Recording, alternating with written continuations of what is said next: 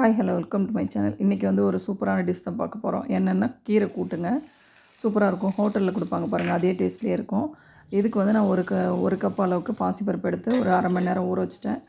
அப்புறம் ஒரு அந்த கிளாஸால் 2 கிளாஸ், அதாவது ஒரு 1/4 லிட்டர் அளவுக்கு தண்ணி ஊற்றிட்டு நம்ம ஊற வச்ச பாசிப்பருப்பை நல்லா கழுவிட்டு அதை அள்ளி போட்டுட்டு கொஞ்சமாக மஞ்சத்தூள், பெருங்காயத்தூள் போட்டு 4 பச்சை மிளகாயை உடச்சி அதில் போட்டு நல்லா கொஞ்சம் நேரம் மூடி வச்சிங்கன்னா, மூடி கொஞ்சம் மீடியமில் வச்சிங்கன்னா நல்லா வெந்துடும். பூ போல் அப்படியே சூப்பராக வெந்துடும். இதுக்கு வந்து கொஞ்சமாக எண்ணெய் விட்டுக்கோங்க. எண்ணெய் விட்டிங்கன்னா சீக்கிரம் வெந்துடும்.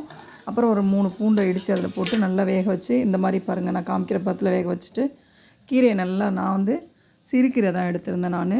நீங்கள் கீரையை நல்லா பொடி பொடியாக கழுவிட்டு நல்லா பொடி பொடியாக அரிஞ்சு இது மாதிரி போட்டு உப்பு போட்டுட்டு கொஞ்சம் மிளகாத்தூள், நம்ம வீட்டு மிளகாத்தூள் இருக்குது பார்த்தீங்களா, சாம்பார், அது கொஞ்சமாக போட்டால் போதும். நம்ம பச்சை மிளகா போட்டிருக்கோம், காரத்துக்கு சும்மா கொஞ்சமாக போட்டால் போதும்.